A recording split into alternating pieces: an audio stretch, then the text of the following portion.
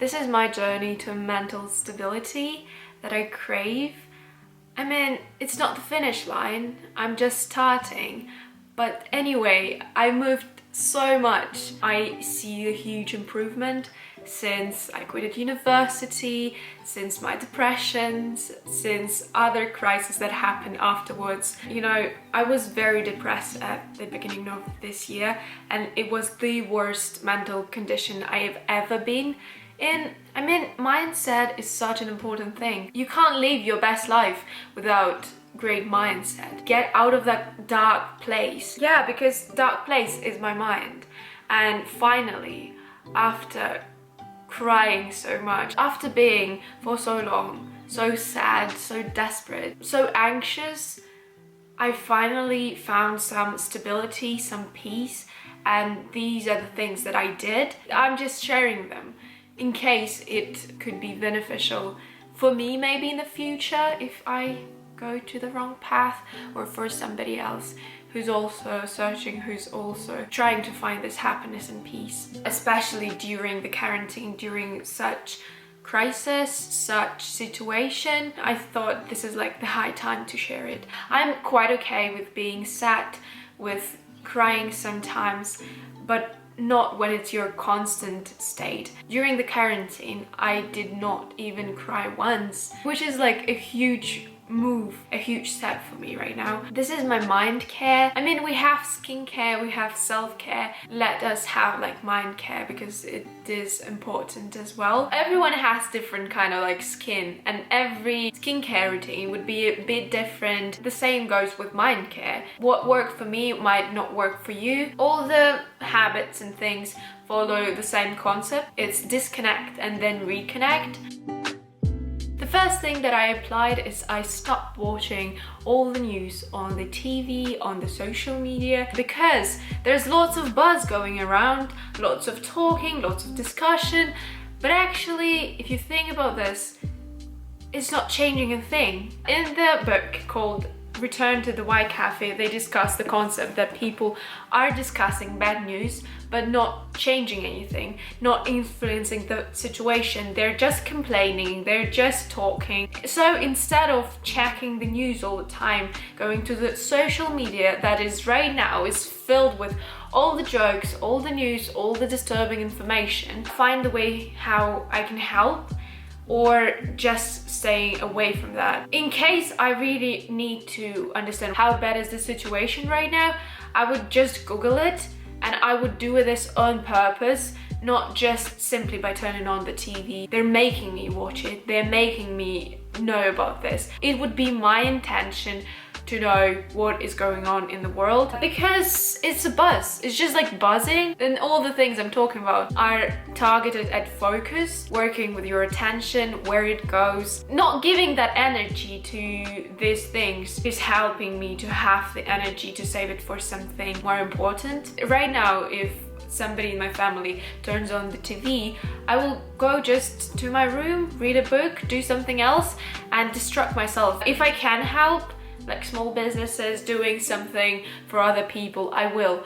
But discussing, no. Right now, I don't go to social media where people not used to talk about news. Right now, everyone's talking about it. So I used to wake up and like spend first 20-30 minutes scrolling, which is a very bad habit, I know. But right now, I've chosen 2 people whose stories I watch in the morning. They're so good. They have like a very positive vibe, and I got this energy. Close the stories, close the Instagram, get up and continue my morning routine. Maybe this quarantine will teach me how not to use my phone. The next thing is recognizing and working on the toxic patterns in your life. It could be toxic relationship, it could be toxic reactions, eating patterns, sleeping schedule, all these things that are not healthy, getting rid of as much toxicity as I can. I don't need these toxic things in my life. I don't know if you need them. They're just boring your energy, they're just taking your time and attention. Instead, you get nothing in the best scenario. Usually you are staying damaged after that. If it continues on, it's just going to have a like snowball effect. when the problem is so big you can't fix it, but it would be so much easier to recognize it at the beginning and get rid of that. For example, for me, it was when one of my friends told me, Diana, you're complaining quite a lot. And I did not notice that. When I realized that, I'm working it, and every single time I have like to say something not good, I stop myself. At the beginning of quarantine, I start cleaning and organizing my space. What you got around you will definitely get inside your head. I did it physically and I did it digitally. Cleaning your wardrobe, cleaning your table and decluttering it is as important as cleaning your computer, your phone, because we tend to spend quite a lot of time in our gadgets. They need to suit us. I no longer receive the freaking messages. We're running out of storage. You need to do something with it. I actually deleted 12,000 photographs. It like a burden fell off me, and right now I have clear space, clear vision. It's easier to start with organizing your external space because you can see it. It's like material things. The fourth thing that I did, I fixed my sleeping schedule as well as routines around it, like hour before bed and 3-4 hours after I wake up. I know exactly what I'm doing. This is like crucial. It's keeping me doing things, and having routines makes me feel that I have more control and power over my day, and it feels like I'm more productive because I am. If I do my routines and skip everything else, still I'll be very, very productive. Routines help me to keep the balance. And where is the sun? Number 5 is working on my relationship with my body, because it's so freaking important. It is the house for your brain, for your mind, for your soul. It depends what you believe in. During the quarantine, I cook 90% of all meals that I consume, so I know exactly what goes inside me, and I have control over the consumption of my gluten, of my sugar, meat, milk, and all these things. Right now, I'm just more aware of what I eat, and this is like perfect time. One of my friends told me that right now she drinks so much more water than she usually would because she has this control, and it's so much easier to drink at home and staying hydrated. Yeah, I decided to reconnect with my younger self. When I was 13, 14, I had the best mindset in my entire life, and I really want to go back to that girl who is so passionate, so fulfilling, so grateful, and so happy. This is one of the most authentic selves that I have. I really want to go back to that point and start all over again, take another path when I went wrong and fix that. At that time, I was super keen on law of attraction, on manifestation and gratitude. We're like universes. We've got so much within us. Sometimes we don't need to search for the answers in the outer world and search for these answers inside us. And finding motivation and inspiration within yourself is so much more valuable than finding outer resource, external thing that's gonna like help you. So what would that girl do? First of all, this manifestation thing, I was keen on creating vision boards.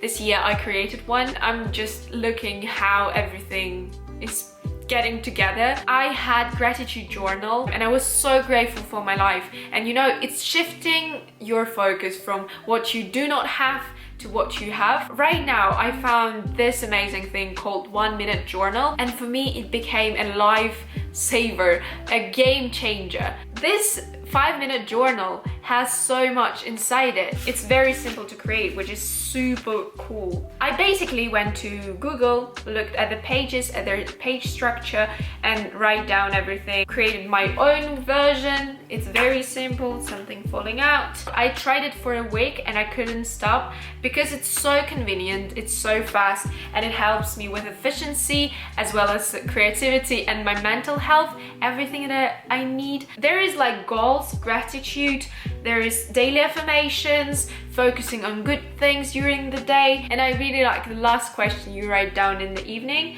that says, oh my god, my parent is just going crazy. How could I have made my day even better? I absolutely love everything about this question because you're putting yourself in the place of power, that you're in control of your emotions, you're in control of your mind, your life, your time, you're in control of lots of things. Not saying and not blaming others, not saying the day would be better if the weather was good. It helped me to concentrate on good things in my life. I understood that my focus, my attention, is the most powerful tool that I've got in my toolkit. Basically, I started journaling more. It brings me joy.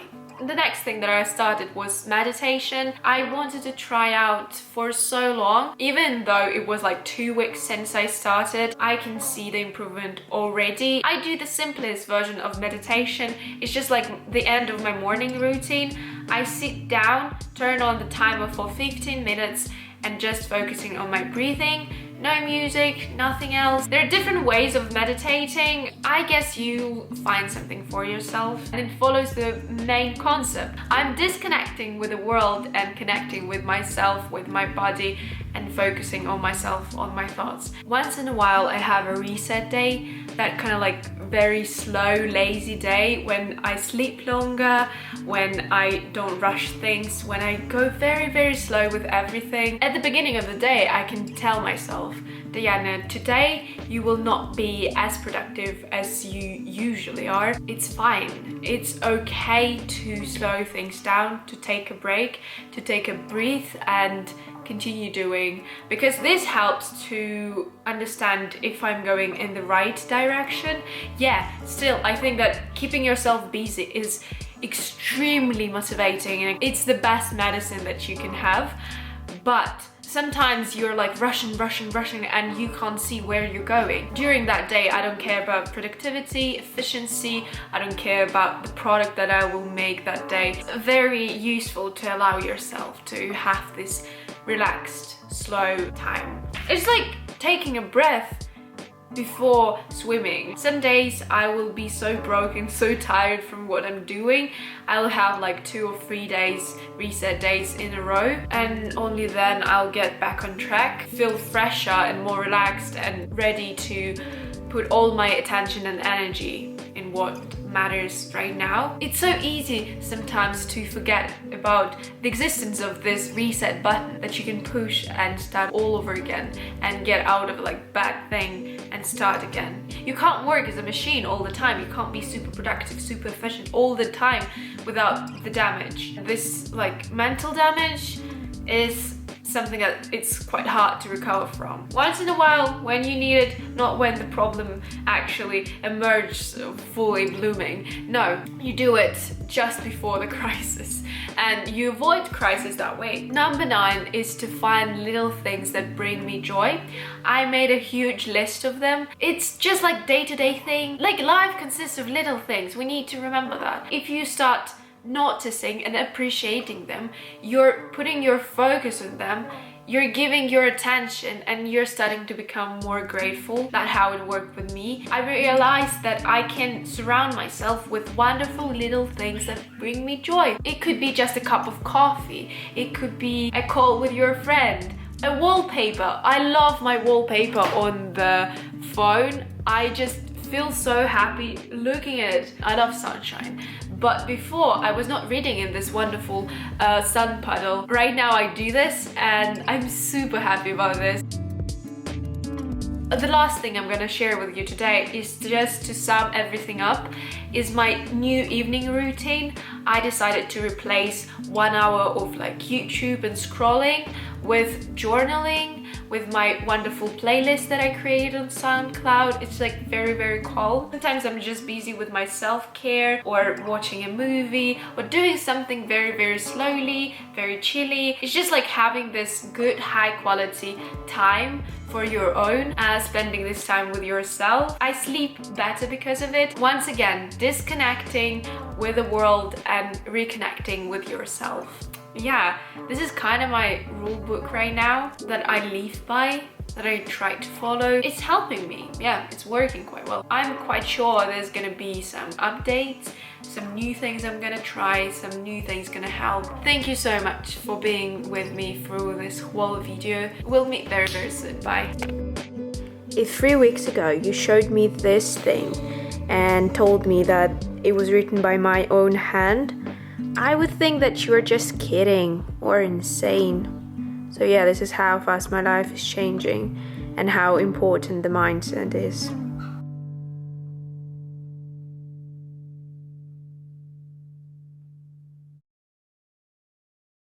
I said happy a million times in this video, I know, but this is the best word to say a million times.